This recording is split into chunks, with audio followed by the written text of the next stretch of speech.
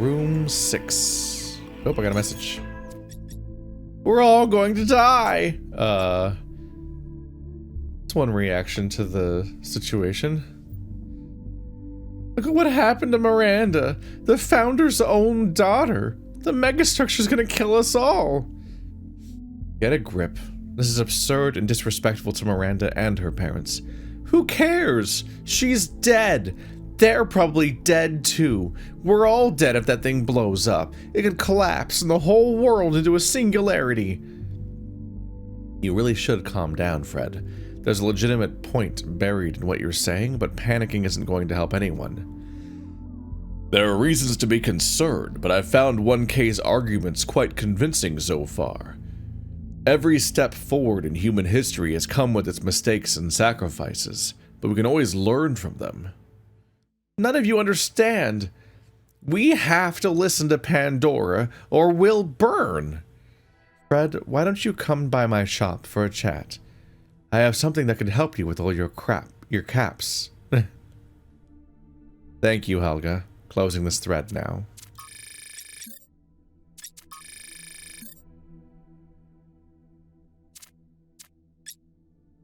Where's the one new research? Oh, the Sphinx engraving, right. We'll deal with that afterwards.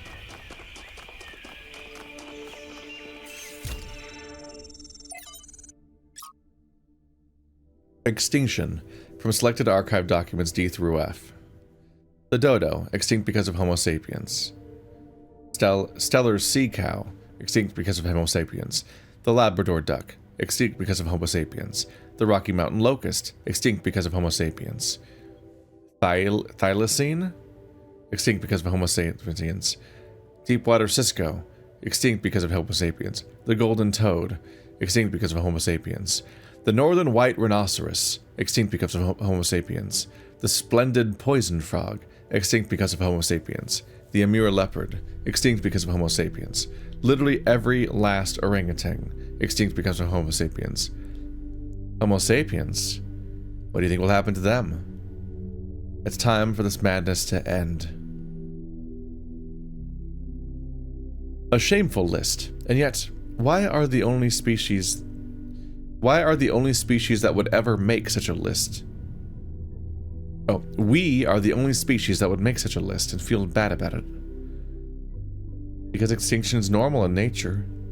A common side effect of evolution? Exactly. What I want you to think about is this. Is natural extinction less tragic? Should we be less opposed to it? Where is the difference?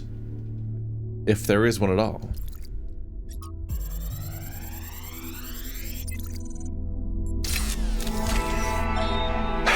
Man, this sucks. It's one thing hearing about the symptoms, it is another totally to experience them. I feel like an insect trapped in resin, slowly congealing. I can keep working for a while though. There's still a bunch of critical tasks. I don't know what I'll do when I'm done. A lot of people have gone home, but Alexandra's still here. I don't think she's left even once, not even when her best friend died. We chatted a bit yesterday. She likes peanut ice cream. Not pistachio. Peanut. Well, at least we can agree that strawberry is an abomination. What? Wait, no, actually, I don't like strawberry ice. I don't like fruit ice cream. I like strawberries a lot. I like fruits a lot. I like them more as a fruit than as a flavor. Peanut ice cream. I don't know what to make of that one.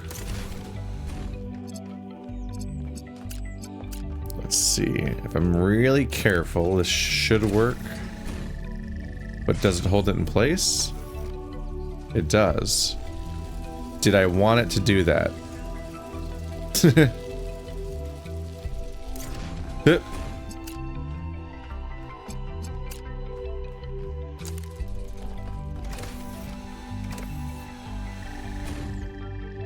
It is very, it's rough hearing people talk about dying.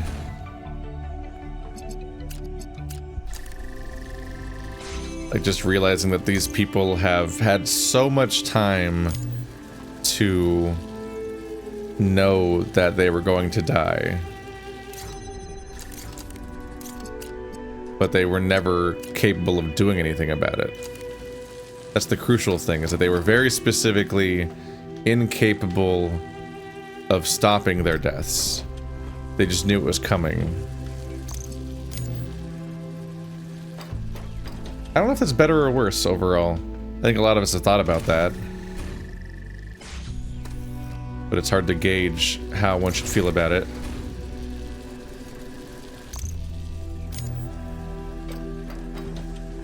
On one hand, you get to set your fears in order, and you have warning.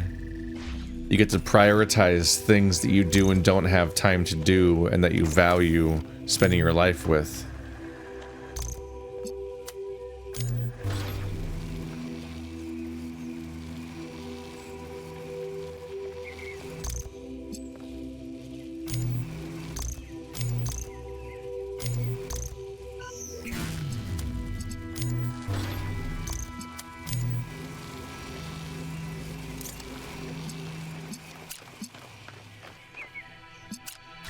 But on the other hand, you get to deal with just the looming fact that you are going to die and can do nothing about it, and it's just coming, which is technically always true. Technically, we always are going to die, and we spend most of our lives knowing it's going to happen. A friend like Byron is a rare blessing. Someone who listens to you, who disagrees, but still appreciates your thoughts. The more we explore this island, the more convinced I become that he was wrong. And the megastructure is a threat to all of us. But without people like him, I'm not sure New Jerusalem is worth saving.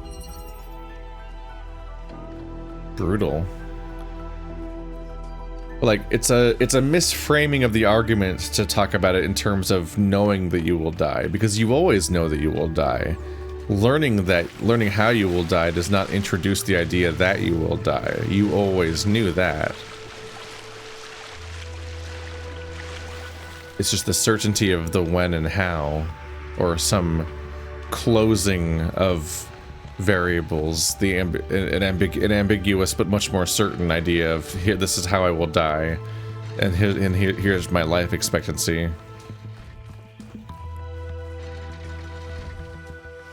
It's like, in a way, when we don't know how and when, we almost fool ourselves into thinking we're in a form of being semi-immortal until whenever we actively think about it. But it's always coming. And it's always unavoidable.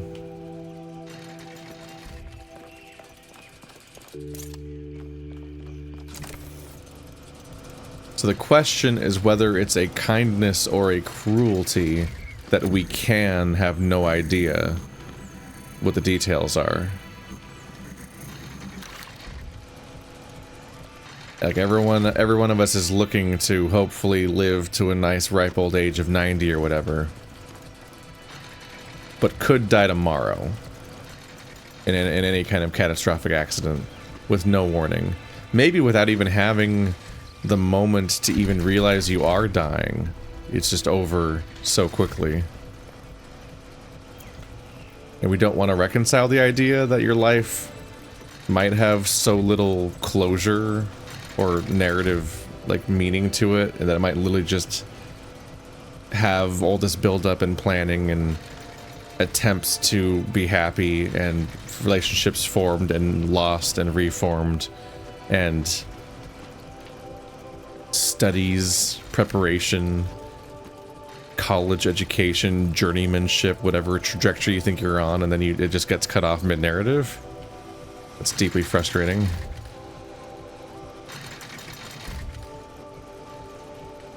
So in a way, it's neat that he got to know he was dying and got to specifically plan for it and prioritize what he cared about within the confines of what was really on the table to begin with. This is a weird level, by the way, that as I'm looking at it. But on the other hand, it is just it becomes such a looming presence that it would become like all you're thinking about pretty much all the time. And I don't know how much better that is. Okay, so opening this requires a blue beam and something set on here.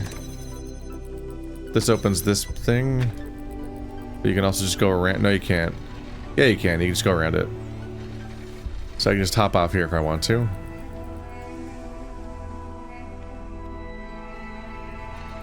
How do I get my blue beam? There's a red beam that's only visible from above. I don't think you ever go on that platform. So I think what we have to do is we have to connect the thing to it, then put the driller thing here to shoot a hole in the wall, then put the blue beam connector over there, connecting that elevator to here, maybe? Hard to say.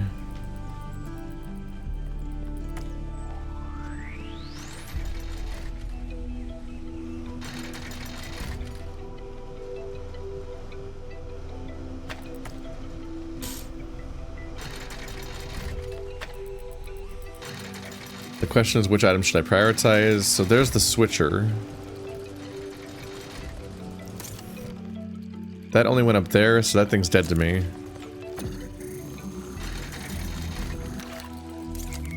Ah, damn it. It's hard to grab them all in time.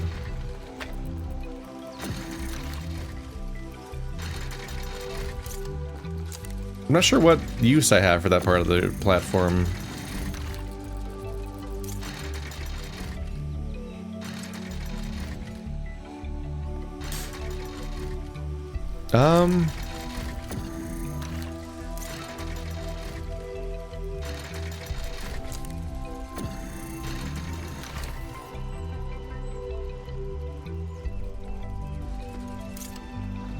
I suppose the question is, can you see this from up here?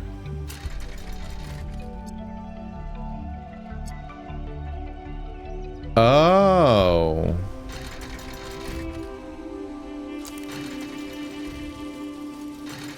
Oh, there's a hole in the grate.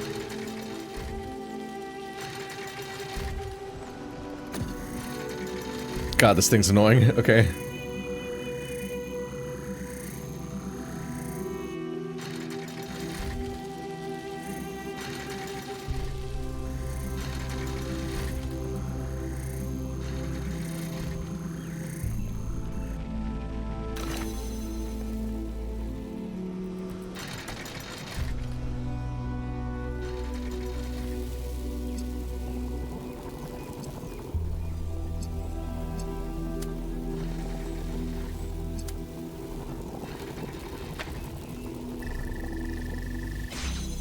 Got it.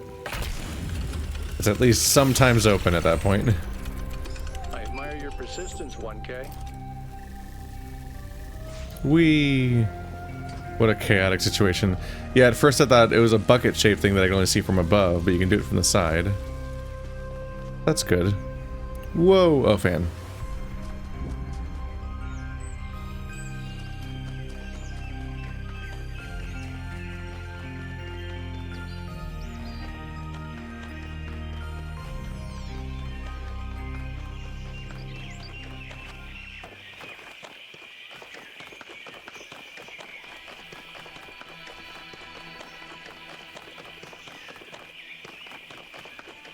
Whenever we're about the entrance here. Preliminary.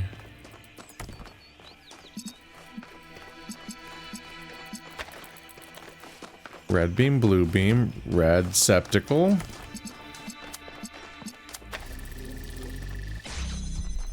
Additional beam. Chance to spin it a bit. I'm guessing I can't just go that way.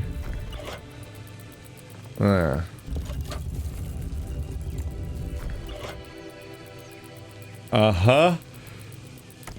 So unusually, these don't turn on and off on their own. Previously, they turned on and off on their own to stop you from getting out while it was moving. But now they're actually activated by external lasers, which is rude of them.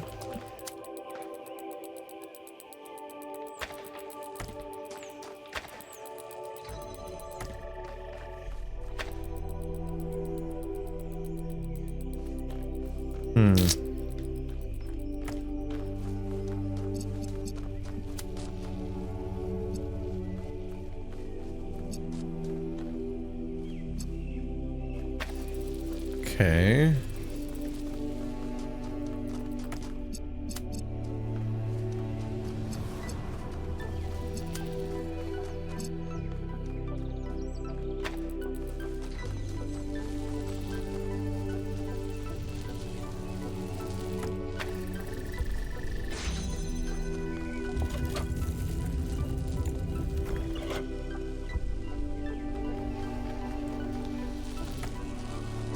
If I take the blue in from the inside, then I can connect the blue beam from in here without getting cut off. Alright, what broke us here? Yeah, that.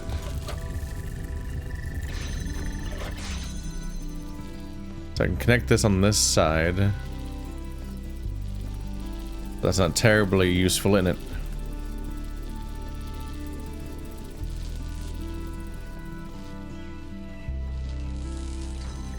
So you're not doing anything anymore.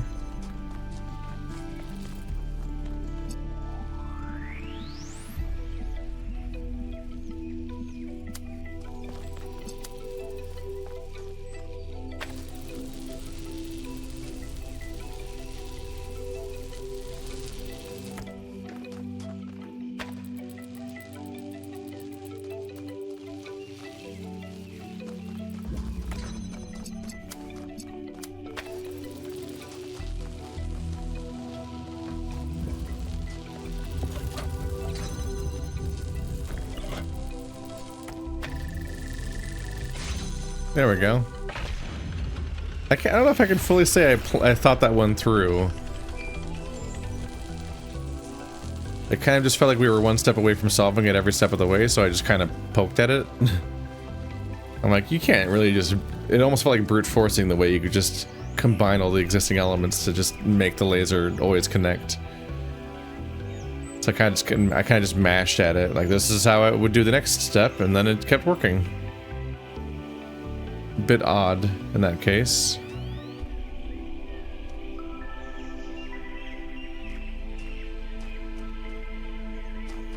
So I'm deep down inside the big circle, right? Yes. Let's look at that data. And look at it bigger. God, they need to let you do that more. It's just annoying that they keep not letting you look at these up close when it's like, it's right here, man. Fuck off. Alright, so it's near the center of this circle, but it's specifically, I have to be able to tell which one of these is which.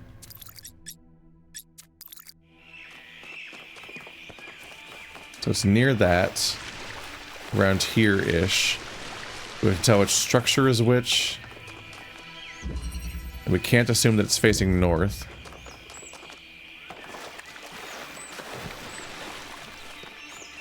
There's the Tetris bridge. This might be the big open one.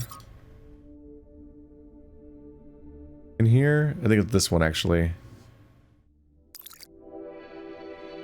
Where's my compass? It only shows about outside of puzzles. Yep.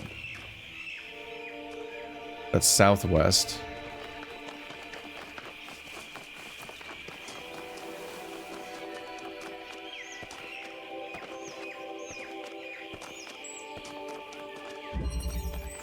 This one's a big square.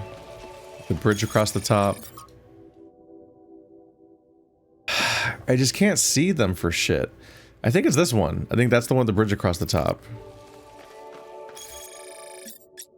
So it's like in the corner here, towards the building.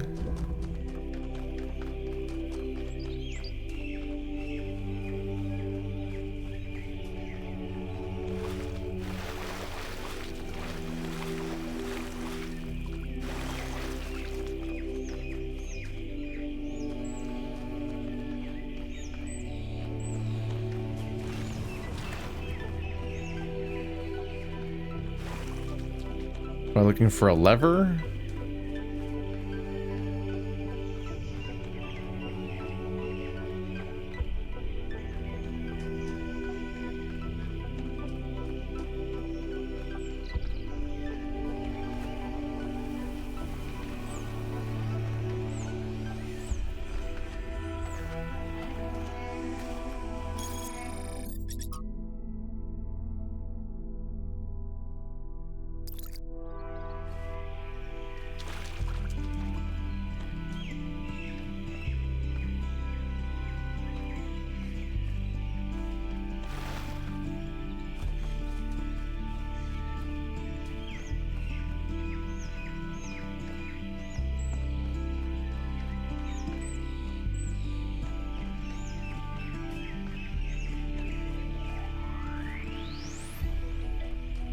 I may need to look for an easier one, because it's just like... I just don't know what I'm looking for. Is it on the sign?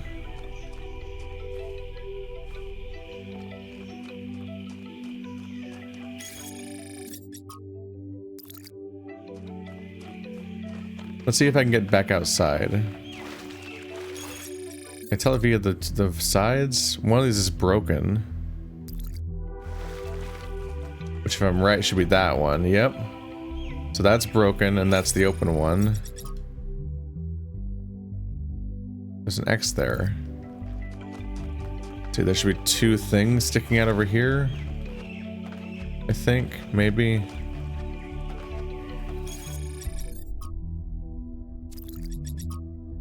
don't know what these two dots are. Oh, they're out facing. No, they should be on this side.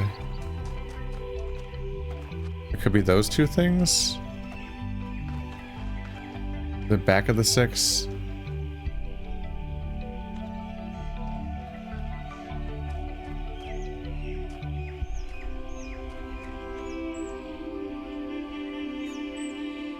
I think last time it was just like a lever, but I'm not super clear this time.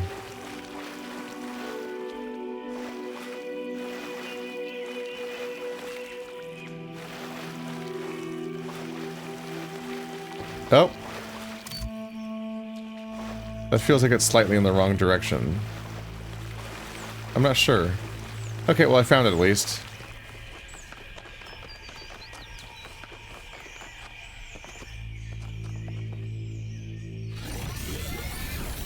So we're looking for 2 more of those, and then we're looking for a red beam to shoot into that statue.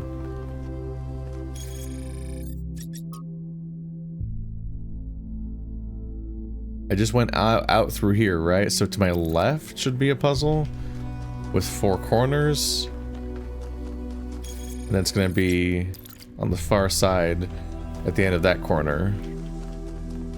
I guess not corners, so more like points. Like a star. A 4-pointed star. Which is a type of star that's on the list. You can have those. Yep. Okay, that's a good sign. Now the next one's down here. Just go south to this other chamber and then to the opposite end of it. What's over here?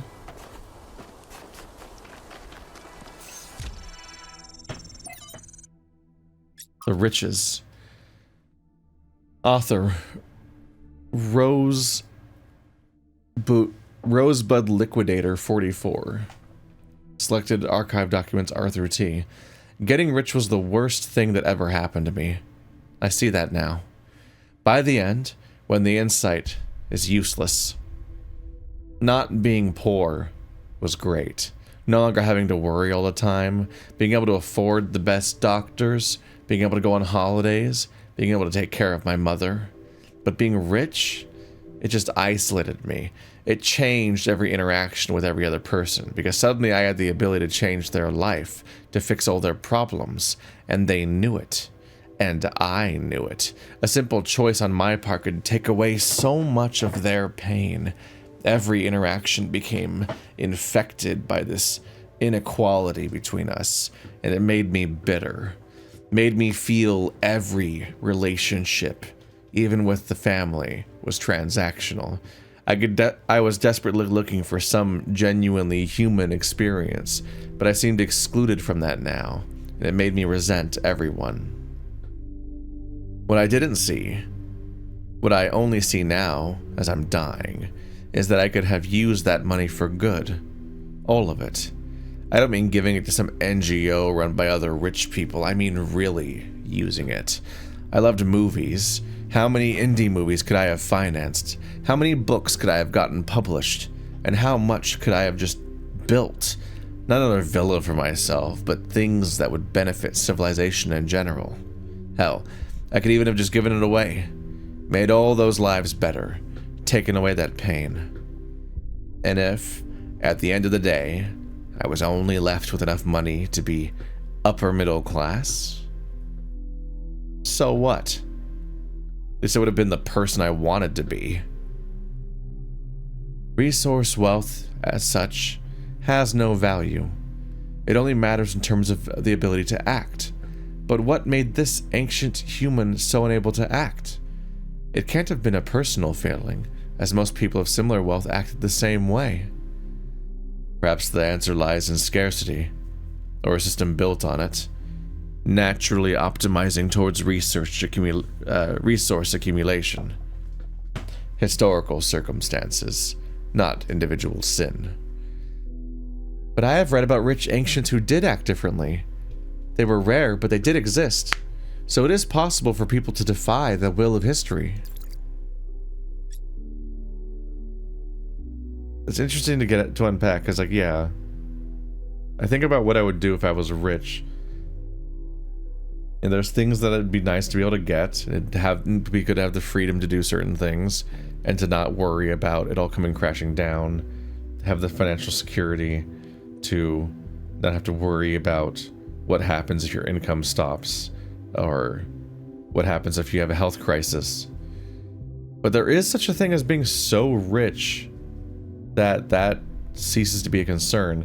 It's not a realistic quandary for basically anyone. Like, it's kind of not productive to wonder about, but because it just won't happen to basically anyone. But it is possible to become so rich that you just exit the game. You won, and you no longer have to worry about making a living ever again. And at that point, you just have money. The question is, what do you do with that? And I guess if you stay a millionaire or a billionaire, then it's because you're using that money to make more money. And that's additional extraction, essentially, from the system. And then you're like a dragon hoarding.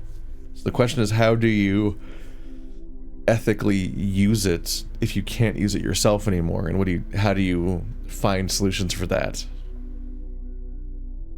Because, yeah, just dying on a dragon's wealth, like, unless you have a large family that you're all giving this money to along the way, at some point you just have money for no reason. If there's no legacy. From Trinculo to Athena. Tell a joke, isn't it? A giant prank perpetrated on all of us. The goal, the founder, the stimulation. I don't even think you exist. I don't think biological humans ever existed either. What nonsense. I bet these messages just go to the mayor's inbox, or straight to the recycling bin. You all suck, Lamau. I don't even think that humans existed. Hypatia's Journal, Volume 1, Day 676. After the chaos of the last months, quiet has returned to the city. I suppose we're calling it a city now. Although this small collection of dwellings inhabited by a mere 25 people seems to barely deserve that designation. We'll have to come up with an actual name soon. I suspect, after the first 1 or 2 decades, calling it the city is going to get a bit stale. Everyone has an opinion, of course. It's the talk of the town these days. I'm personally hoping that New Alexandria will win out in the vote next week, although I suspect Elohim's legacy carries the most weight. Byron came up with some silly suggestions like Constantinople, Very New York, and Robot Paris. And that's the end of that thread. Everything else is lost, including the responses. Constantinople. The cat obsession continues forever. 5358. Ooh. This one seems to be corrupted. It's almost like something tried to delete it as you were downloading it. Pandora, maybe. Maybe. They're taunting me with it. That made me think that here on this random terminal, I'm just gonna find a 5358 and know what it is. Hello. Just hiding in the back of this thing. I haven't found another one of these in ages. But, you know, the fact that the game doesn't really have secrets doesn't have me really hunting for stuff like that. But also, when I talk about finding secrets, people misinterpret me, and they think that I just mean I want, like, a Banjo-Kazooie hunt of just having a bunch of randomly scattered bullshit to grab for no reason. It's like, when people talk about, like, just turn off the radar, and I'm like, no. I don't want to just run around the map aimlessly and try to find where the levels are when they're just always there. Like, it's not interesting gameplay to just be like, oh well, where'd they hide the triangle levels? Let's make this episode 20 minutes longer while I run around the wilderness looking for it. That is not what I'm going for. It's a misunderstanding of what secret meant in the first game. Secret isn't just when you randomly hide something over there and then you just walk over there and you got it. Whoa, and that's the whole process. That's not satisfying. It's like exploration can be satisfying, but it's more satisfying in like a Dark Souls sense when you have a big environment and you have this nagging question for a long time of like, what's that locked door? When do you open that door? When do you get behind that door? And then you finally find the path from behind and you finally get there. If the answers of philosophy are true, why has no philosopher changed the world? But like before No Man's Sky even came out, I pointed out how No Man's Sky was going to be shitty for exploration because it misunderstands, or more specifically not it, but its audience was misunderstanding why people like exploring. It's not just exploring isn't just about having a big landscape like that over there and getting to run around it like, wow, it's infinite. The dunes are technically different configurations the more you run around. Like, wow, infinite content. Like, if I started running in this direction for 20 minutes, you guys would not be like, wow, what a cool game about exploration. You'd be like, wow, that sure is some kind of prank the developer played on the player by letting them do that, and then now they have to run all the way back. It's like so that's both like not what people like about exploration or puzzles. I've got this looming thing where I want to solve that, but I also want to talk to them, but I also want to finish this thought. So here we go. It's just an misunderstanding of the point. And so like the thing about the secrets in that game is that you would see like a locked door with a star behind it, and there would just be like the puzzles have a language to them of like level design and mechanics, and you spot them and then you solve the puzzle and you're like, there we go. But then before long you would see like a energy door that was locked, and next to it was a blue laser receiver, and it was in a puzzle that didn't have a blue laser, and that game didn't have laser changers. It just had the laser and that was it. So if there's a blue laser receiver and a red laser puzzle, or a puzzle that has no lasers at all, you're like, what the fuck? What's going on here?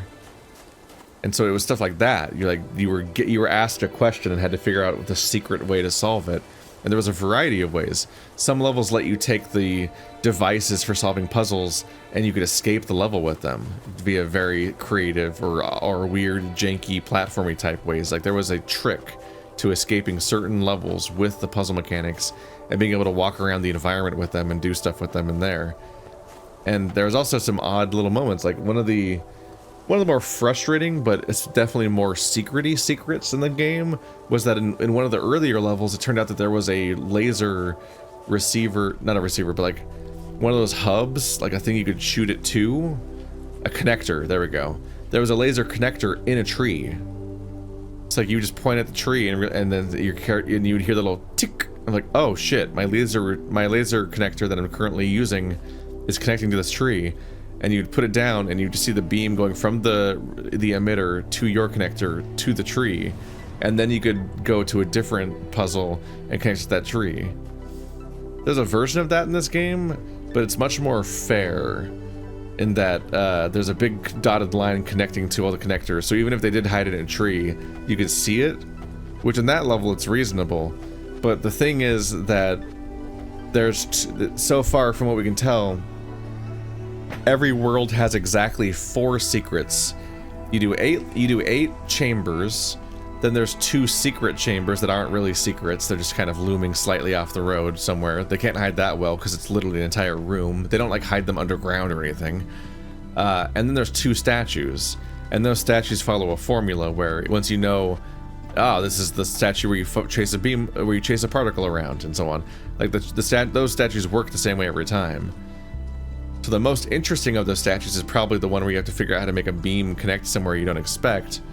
But once you see the statue, you know what the puzzle is, and so you just need to go do that puzzle. And so you're like, okay, the puzzle is find a location in one of these things where I can shoot a red beam to that.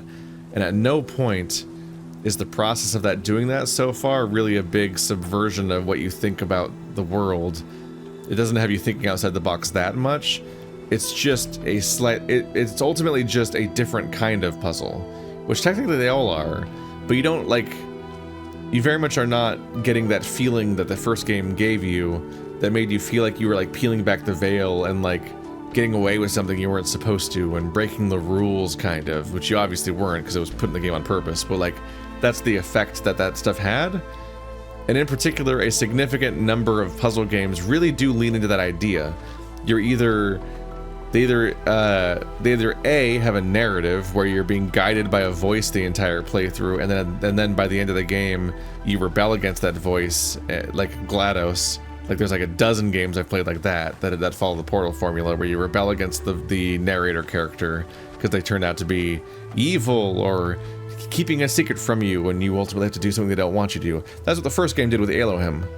This game is interestingly not doing that, in that we have a whole committee of people that are wondering what the fuck's going on, which is cool. But the other way that people rebel is that there's games where you mechanically rebel, where midway through the game you realize you can break the mechanics of the game and fundamentally get out of shit completely. And there's a lot of different ways that this takes form. Like Baba Is You does some wild shit with that I won't get into. But like oftentimes there's a big aha moment of realizing that you can do something that's completely outside of the bounds of what you were set up to do. And that's often the fact that these levels are set up to have puzzle chambers and set levels. And so like, this game is these levels, that's what the game is, the end. And then you beat the levels to beat the game. And there might even be like a bad end or a weak end that happens if you just do that and nothing else. But the true end, or some other kind of crazy completionism, is triggered by you just escaping the progression system entirely and doing something really weird. And the first game did that more.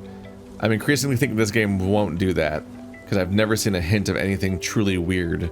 It truly seems to just be, there's these puzzles.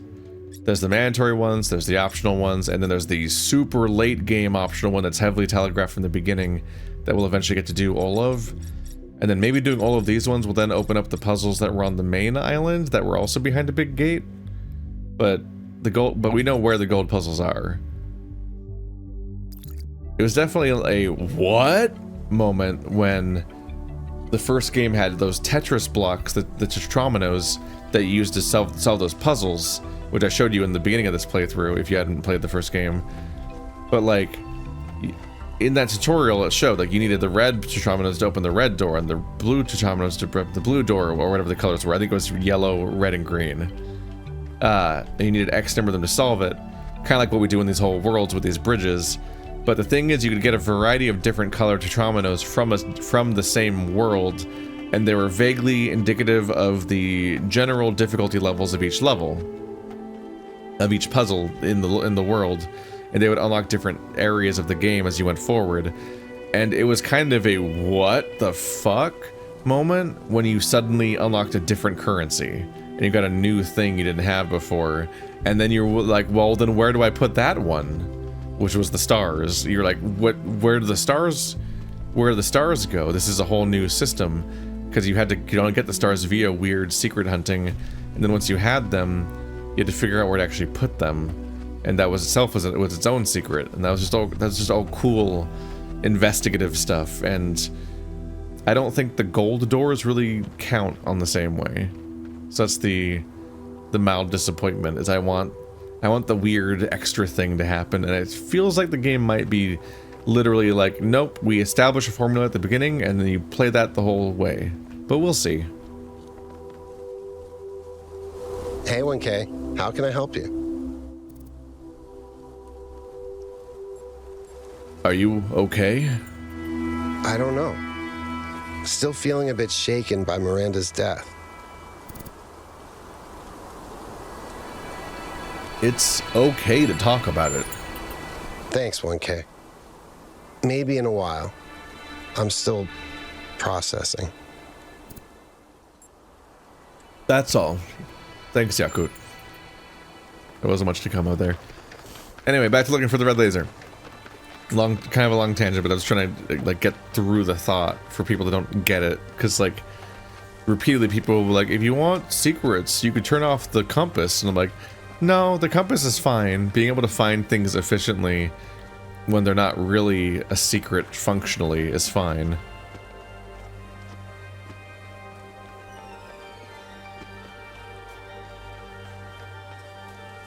So does this puzzle have red beams?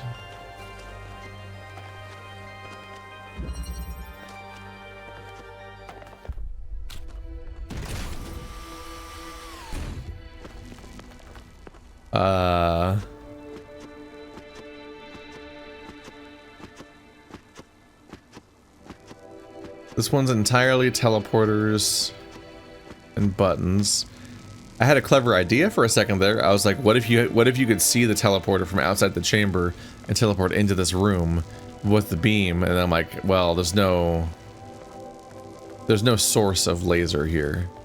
Although if it's a charged thingy, the one that holds the laser, then maybe you could teleport to one of these teleporters at that point. I don't know. Either way, it's just, I'll put this up here.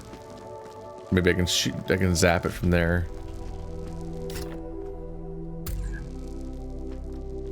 And then you like teleport there from like over there or something, and then but I'm kind of doubting that that's the thing. Also, I don't think there's a chamber over here. Okay.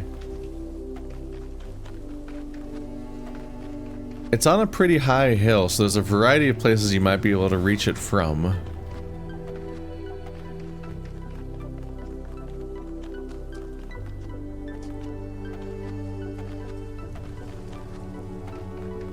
And this location over here doesn't even have a puzzle chamber.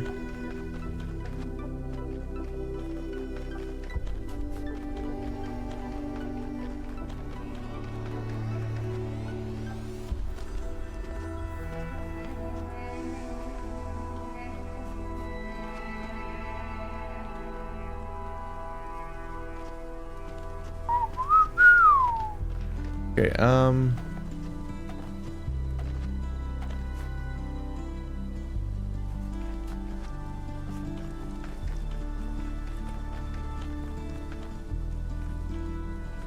these definitely can be a bit more investigative.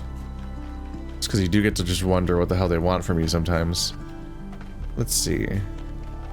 There's enough tree coverage that I think you might not be able to see the puzzle from like one of those. It's so far away. But it kind of does. There are some long sight lines.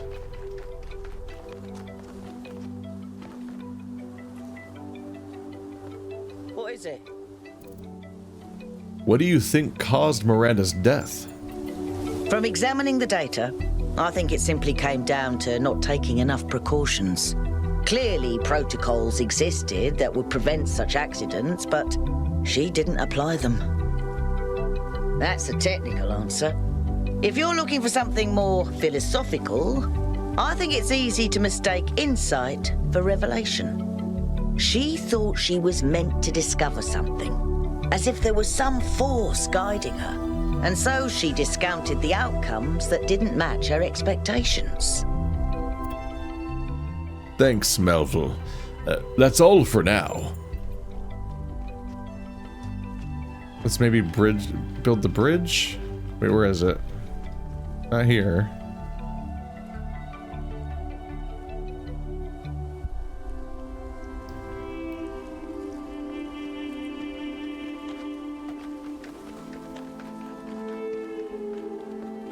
I currently think that all of the ones underground are pretty far down there. So they're not super likely to be able to get a line of sight. That one might.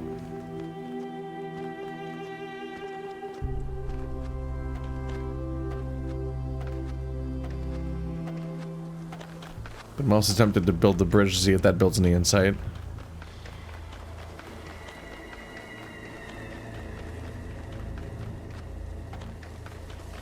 I feel like I just switched to horror music.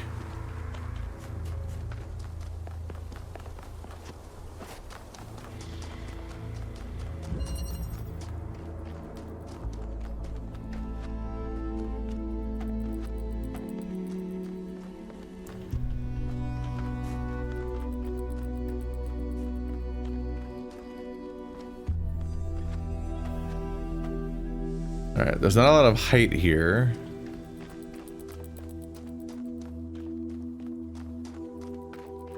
We have a red laser, and one of the tricks that was used at one point was the fact that you can shoot a beam out the front of these. That doesn't stop you, technically.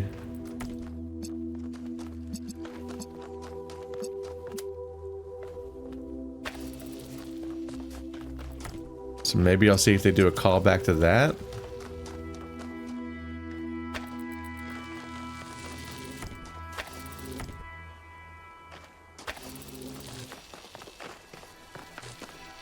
Connected.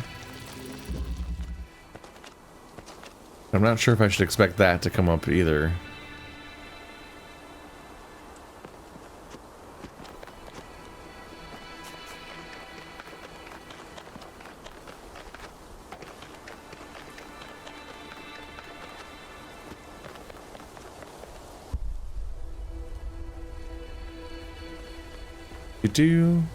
Doesn't seem like anything's over there either, so it shouldn't really come up.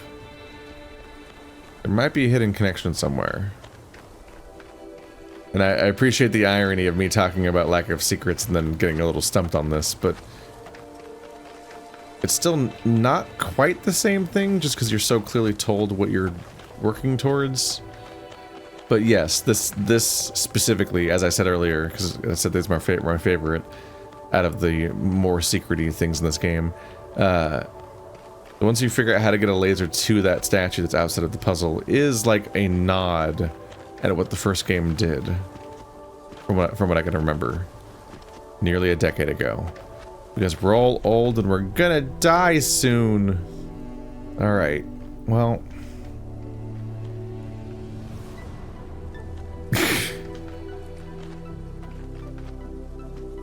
The main thing is that if the laser does come from downstairs anywhere, it has to shoot up.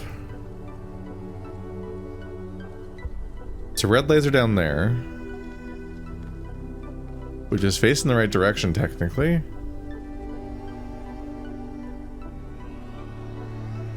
But I don't see a connector, and you'd expect the connector to have a dotted line. Is the top a connector? I'd have to find a laser thing to connect it to try. This is the side that doesn't have a shrine.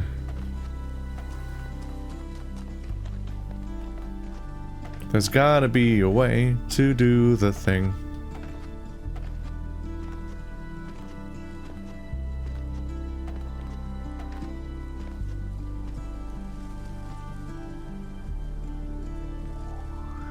Oh. Oh, that's sneaky. There's a giant connector on the tower, or a receptacle. I was wondering if the antenna was a thing, so I was looking for a level that had a beam in it. Let's see. Looks like this one reset, but also all the things are turned off at least.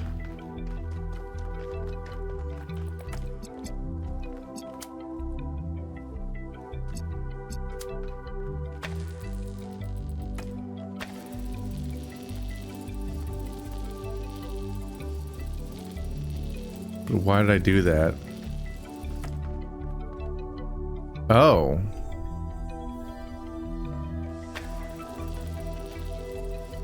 It makes that go up. Okay, then the thing on top probably isn't a connector, but that probably is. So we're probably just connecting a red beam to it. Let's see, here's a thing. And there's a thing. Where's the red? Yeah, that's the red beam.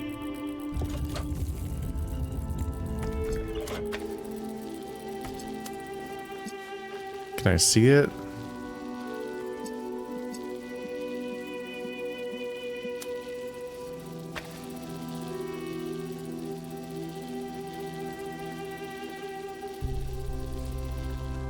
Is it going?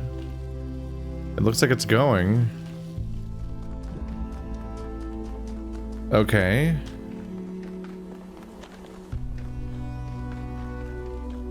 Okay, yeah, I can see it against. I can just barely see it against the clouds. It is going all the way to the tower. Did it automatically connect from there to the? No, it didn't. Cause I didn't hear anything.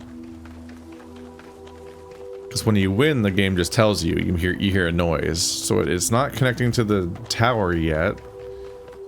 So there must be a way to find a connector on this side of the level that connects from there to the statue. And there's no puzzle on that side, so it's got to be this one. This is the nearest neighbor. Also has to be able to see the back of the antenna from this side. So there, you can just barely see a red dot up there. So this is the puzzle that has line of sight. 3. And this is the one that... Oh. The fuck am I supposed to do with the teleport one? Did I forget something? There's a box. The teleporter. There's another box down there.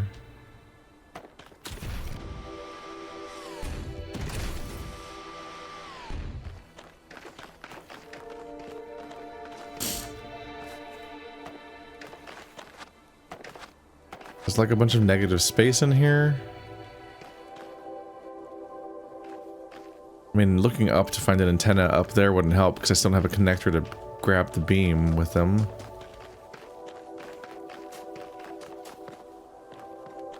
What? Oh, this is a thing that opened. Well, that's upsettingly sneaky. Okay.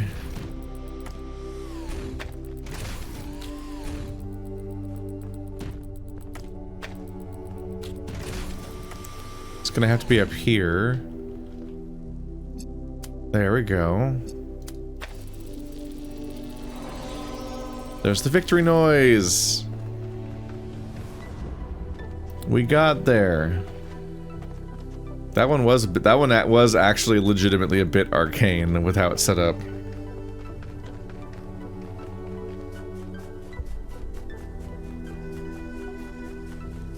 In a way that was kind of the closest to what I was talking about, which is funny. It's like I jinxed it or something. There is no tool that is not also a weapon, and no human that would not wield it as one.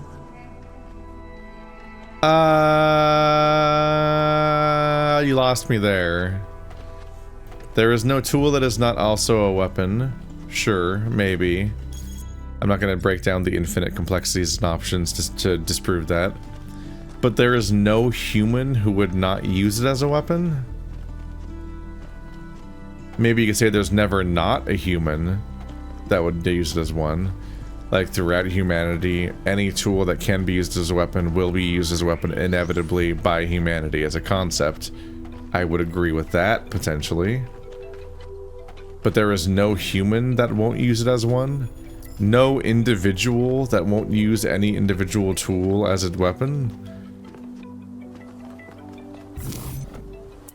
That is a refusal to acknowledge the variety of mankind on a way that just is nonsensical to me.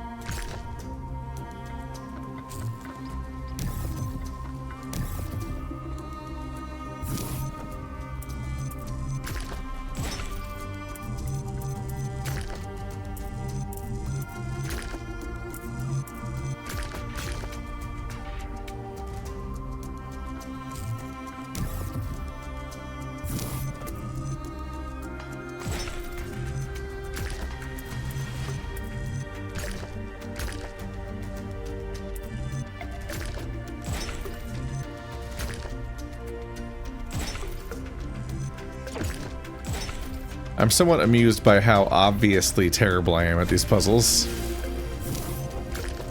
They just aren't that deep, and I'm kind of thankful for that. It's like a fun little thing you solve with the stuff that you found so far, like what happened last game. But the ones that last game had were kind of torture. They either clicked with you instantly and were barely a puzzle, or they were literally impossible, as if the game... Not literally impossible, but they felt nearly impossible, as if the game had just hit you with like a fucking sliding tile puzzle and you're not somebody who knows how to do sliding tile puzzles, so now you just have to do the puzzle.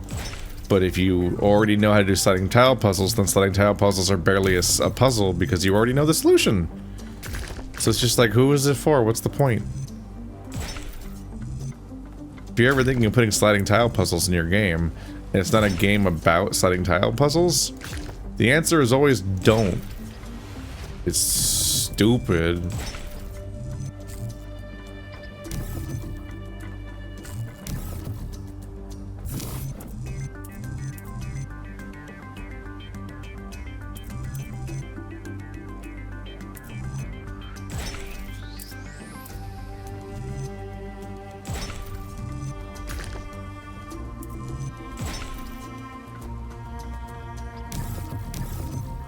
I am not getting this one, though. I'm unusually stuck at this one. There it is. That was a very clustered one. Alright. Hip.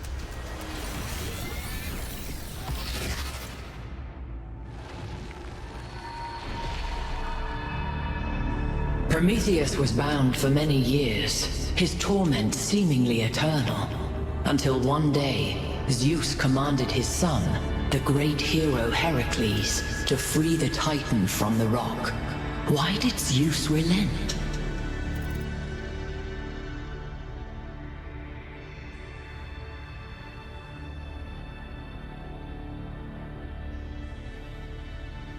Because no one's punishment should be eternal. If the consequences of a crime are eternal, should the punishment not be of equal length? There is grief without end, creature of clay, and misery without relief. How can these things be forgiven? A time of dreams is at hand. To save your friend, you must do as Heracles did. But what will follow, none can see.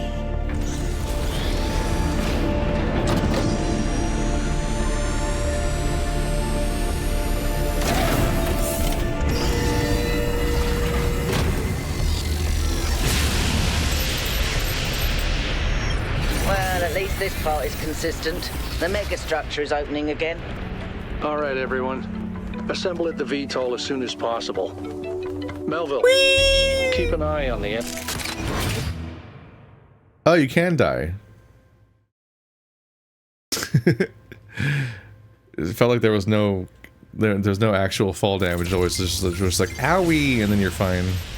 But no.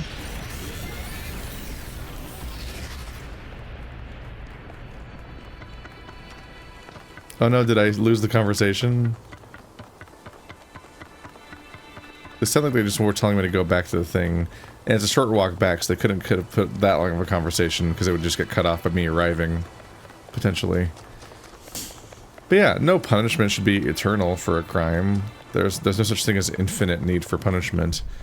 And if somebody was capable of creating infinite grief, or the thing they did has infinite consequences, one, like, intent and action aren't the same thing as consequences, but also, like, it's in a way a cruelty to enable somebody to cause infinite pain. Like, on some level, the fact that option was given to them, especially since oftentimes it's not even necessarily one. When we talk about these deities and these legends, oftentimes the person did not do the thing to cause the grief. So the grief was not the intent, it was a byproduct or an accident or a moral lesson or something. So even if it is boundless on some level, or something you can never take back, like Prometheus in the fire, it's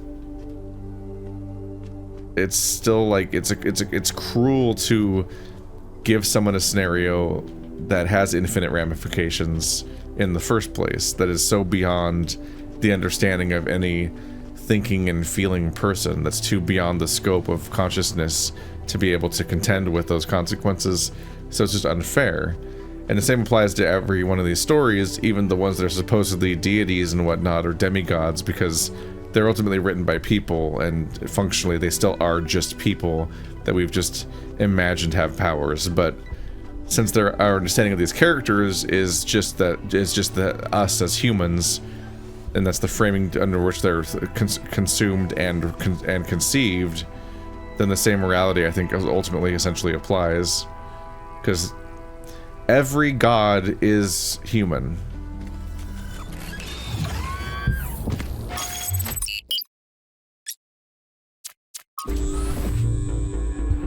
You all know I don't share Byron's enthusiasm for the megastructure. I don't know if the founder really intended for us to be here, and I certainly don't trust this Prometheus entity.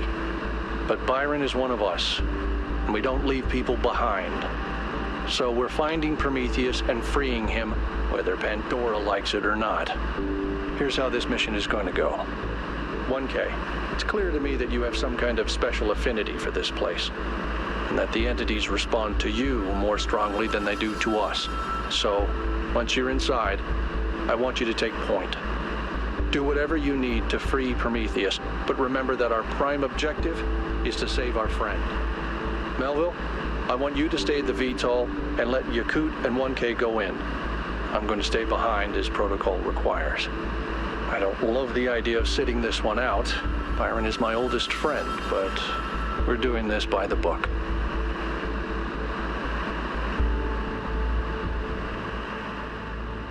Miranda's death mirrored Byron's failures as somebody who somewhat recklessly pushed forward. I don't know if we can morally distinguish our own behavior from Byron's in any real way. Look at all them colors. It's not entirely fair, I don't think. Ultimately, he was just solving puzzles and touching things the same way we do, but he's divinely punished in a way that we aren't. But narratively, he's the one that was being reckless, and Alcatraz is the one that's cautious. So now that he's in charge, he wants to things run exactly by the book.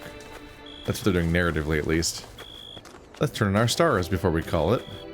It's about time. But I want that closure. Should be 75% of the way there now.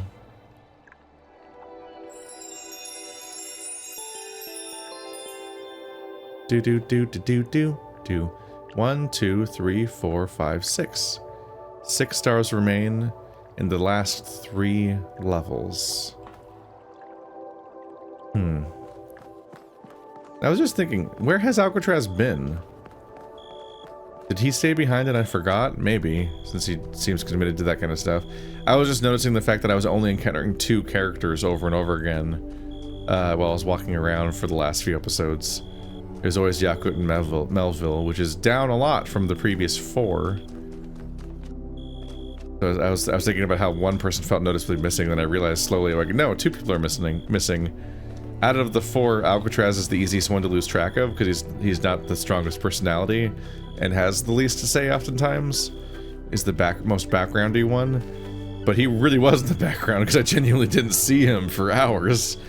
I think this is the first time we've heard from him in a while. Look at all them colors. It's getting late too. I think this is narrative progress in the form of the day-night cycle. But next up, we go back in.